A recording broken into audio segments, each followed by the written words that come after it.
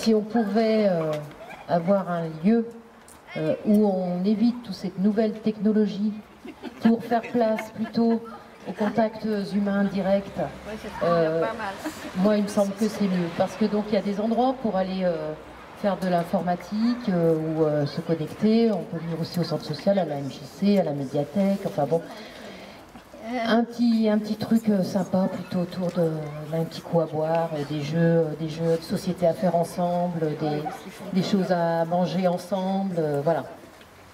Enfin, moi c'est mon point de vue.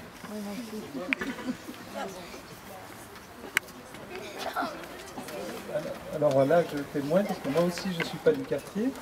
Hier j'étais de passage à Nice et je me promenais dans une coulée verte qui maintenant est installée dans le centre de Nice et qui remplace des anciens parkings à côté du théâtre. Et bien, parmi les aménagements, principalement végétaux et puis des bancs et puis des jeux pour les enfants, j'ai repéré, je ne connaissais pas ça du tout, comme un petit kiosque.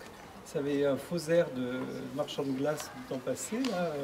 Ah, oui. Eh bien, c'était un lieu de connexion. Il y avait plusieurs personnes qui étaient là. Moi, je n'ai pas forcément bien compris ce qu'ils faisaient, mais c'était, ils rechargeaient, ils regardaient grâce à ça. Je ne sais pas quoi, mais en tout cas, c'était un moment, un endroit où ça faisait grumeau, ça faisait groupe, ça faisait convivialité. Voilà, exactement. C'est la première fois que je voyais ça.